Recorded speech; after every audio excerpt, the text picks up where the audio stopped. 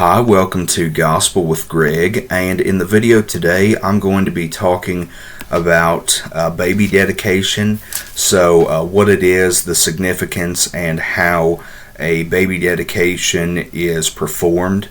And so just to start off, to avoid any potential confusion, baby dedication is something that's different from infant baptism. So infant baptism is basically a type of water baptism for infants that certain churches and denominations do while others don't.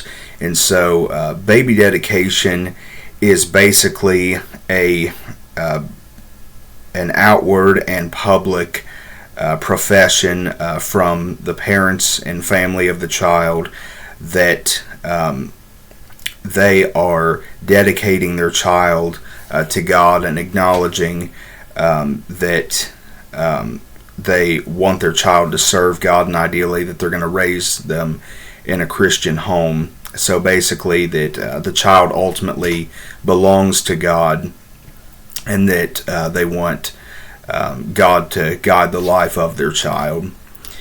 And so a verse that ties into the importance of the role of the parents, before we get into the specifics of how dedication is done, is Proverbs chapter 22 verse 6.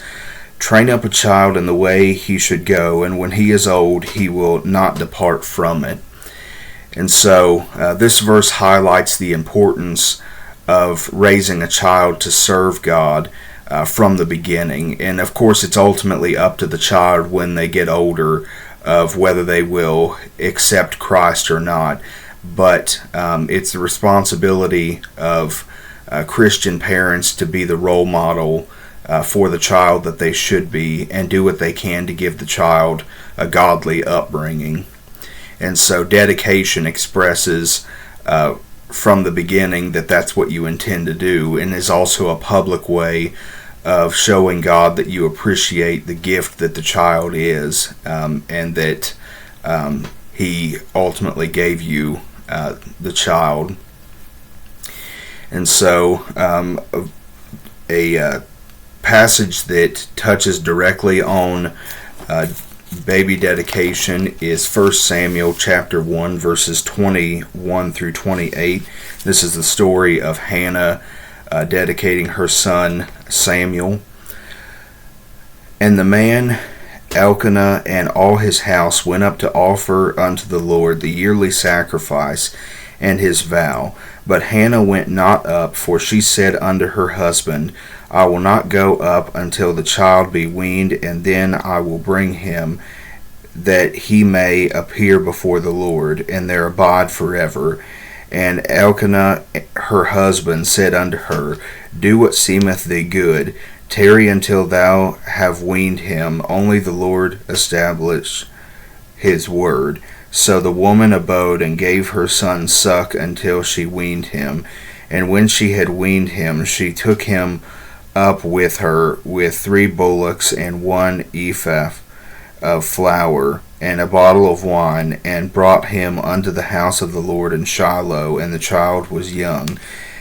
And they slew a bullock and brought the child to Eli. And she said, O my Lord, as thy soul liveth, my Lord, I am the woman that stood by thee here, praying unto the Lord. For this child I prayed, and the Lord hath given me my petition which I asked of him. Therefore also I have lent him to the Lord. As long as he liveth, he shall be lent to the Lord. And he worshipped the Lord there.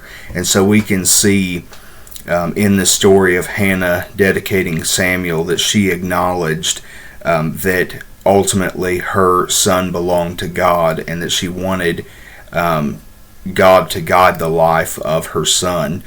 And so that's really, again, at the heart of baby dedication. And so that leads into how a baby dedication ceremony is done.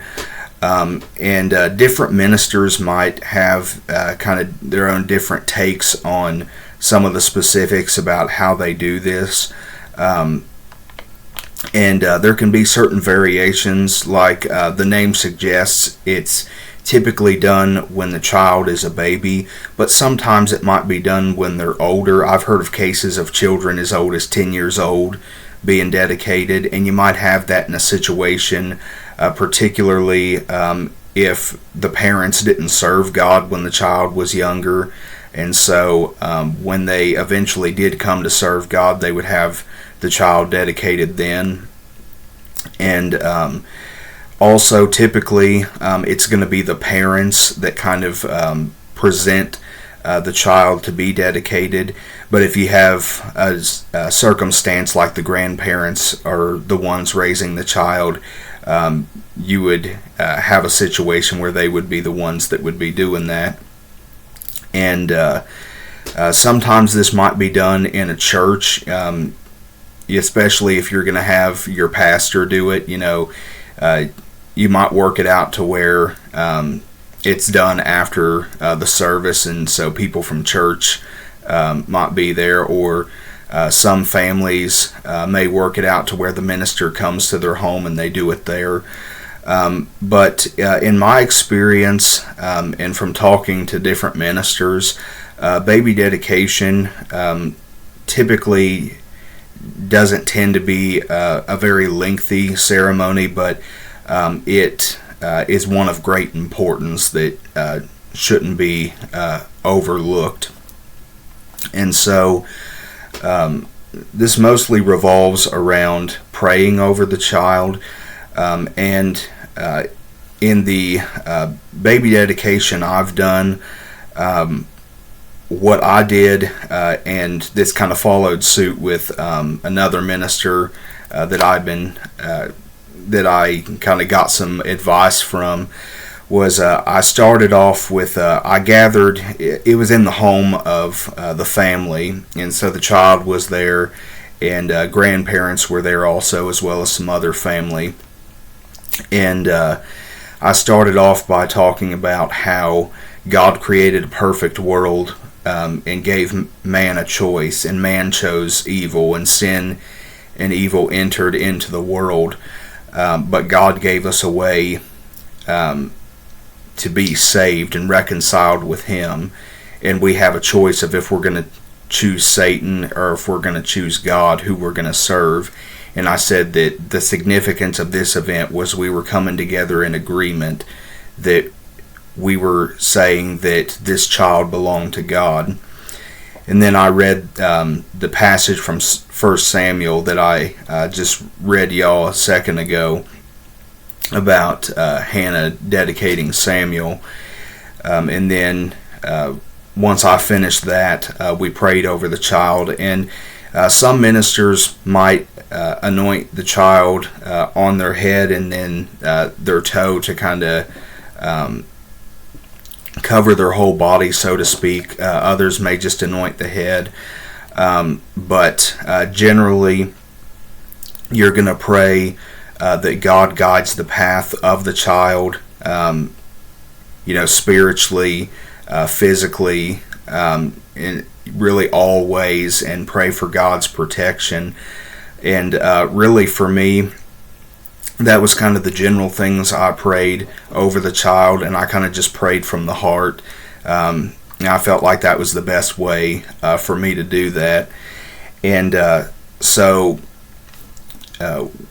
after the prayer over the child was finished, and the others that were there joined in the prayer, I also prayed over parents and grandparents, and that's something that is typical as well, praying over the parents at least.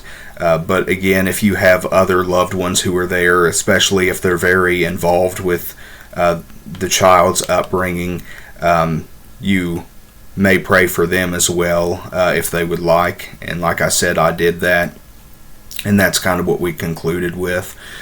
And so that was pretty much how the whole thing went in the one that I did. And again, it wasn't a super lengthy ceremony.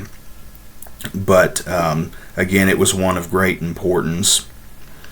And so that's kind of some general, kind of, if you're a minister that may be doing one at some point, those are some kind of general things that can kind of point you in the right direction. And so really, I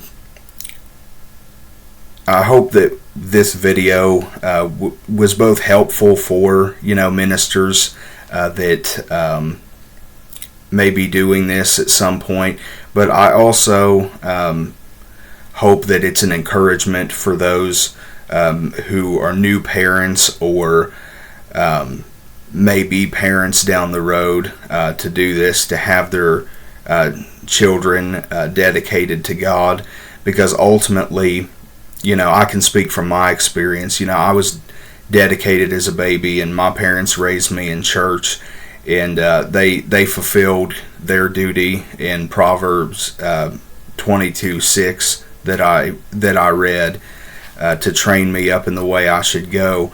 But ultimately, my parents, aren't all powerful, and there are things that were out of their control. There were a lot of different medical things for me growing up that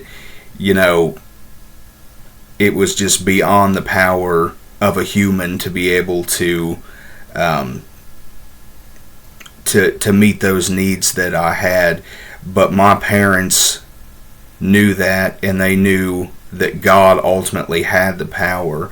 And so again, this really ties into that of the parents acknowledging that God, we are going to train this child in the way they should go, but we know ultimately it's your power that's going to carry them through.